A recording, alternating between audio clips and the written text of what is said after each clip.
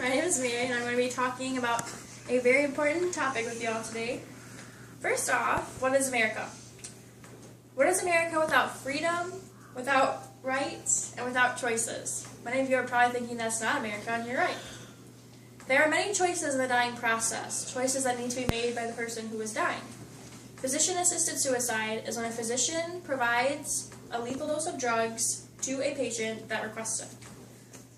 Physician-assisted suicide is also known as active euthanasia, which differs from passive euthanasia, because passive euthanasia is when you just withhold or withdraw treatment, which allows the person to die naturally. One of the most well-known physician-assisted suicide activists is Dr. Jack Kevorkian.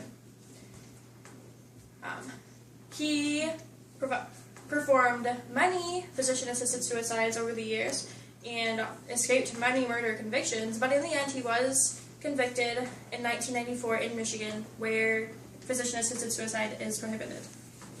The Supreme Court does not have a ban on physician-assisted suicide. It leaves it up to the state to enact it however they please, and it is actually legal in several states.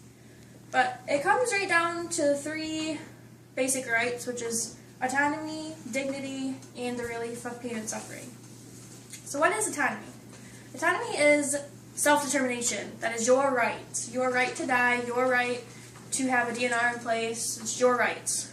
It's the main point for the Right to Life movement, which is a civil right-inspired movement to better the autonomy and terminally ill patient rights. The movement has already secured many legal rights, such as rights including recognition of patients to withdraw life-sustaining treatment, which is passive euthanasia, because without that treatment they will die. It's also part of the living will, which is used to protect patients from unwanted treatment. Laws placed around physician-assisted suicide are unjust to the constitutional right protected by the liberty interest. It is supported by the Ninth Circuit Court ruling that states there is, in short, a constitutional right to die.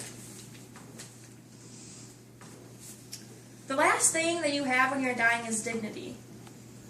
The disease consumes you, it consumes your life, you lose all sensation, you feel like there's nothing left to live for. But imagine not being in control. Imagine not being able to move. Somebody would have to bathe you, somebody would have to feed you, take you to the bathroom. Imagine being fully aware of your surroundings and wanting to take care of yourself, just not having the ability to do so. You'd feel like a constant burden to everybody around you, not to mention the excruciating pain that you deal with every day. There is medication that will help you manage the pain, but it doesn't make it go away completely. It makes the pain bearable. But who wants to go through every day just living bearably? You want to be happy. But everyone has final wishes, and their final wishes should be met. Why are they given the opportunity to live in turmoil, but not the opportunity to end the suffering? Everyone deserves a death with dignity. Before they become unresponsive, these wishes should be upheld to the end, if that's what makes the person happy. But we hear so little about pain, and we know so little about the suffering and courage that it takes every day for this battle.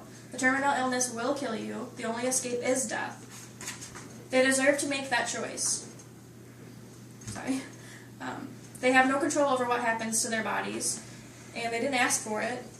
There is no escape, only efforts to manage the comfort. But it is impossible to imagine the excruciating pain of the disease and even the treatment that they undergo. It's impossible to imagine being told that you only have weeks, months, or even years to live. And any control that they have left is to end it all, just to end their life. They suffer not only from the pain, but also from watching their loved ones, watching them suffer through something that is so unbearable. And some people believe that if physician-assisted suicide is legalized, that there will be a slippery slope to murder and that there will be no way to control it. But there's no guaranteeing that it will never be misused, just as there's no guaranteeing it will be misused. But if we try to ban everything that has ever been misused, let's take, for instance, driving. People violate traffic laws, they speed, they drive under the influence. The Supreme Court should not refuse a liberty right because it is too complicated to regulate. Just like abortion, that was very complicated to regulate, but there's not a ban on abortion. It has also been practiced in the Netherlands since 1970s. When people say with the technology that we have, there should be nobody in pain. But why would you want to be all drugged up to the point where you don't know what's going on around you? And it's not just about the pain, it's the fact that they don't have a say in what goes on in their lives anymore. They can't take care of themselves. But back to the regulations. I mentioned earlier that there are several states where physician-assisted suicide is legal. Oregon is one of them, and they have something called the Death with Dignity Act. This has many regulations to be met before somebody can go through with physician-assisted suicide, and it is a guideline for how it should be run. And in conclusion, legalizing physician-assisted suicide will not be a way to murder people. It will, however, be a way to help the terminally ill to make that last choice they may never be able to make. It may help them find happiness, and that takes priority over everything, because helping people is the goal. So, thank you guys for listening.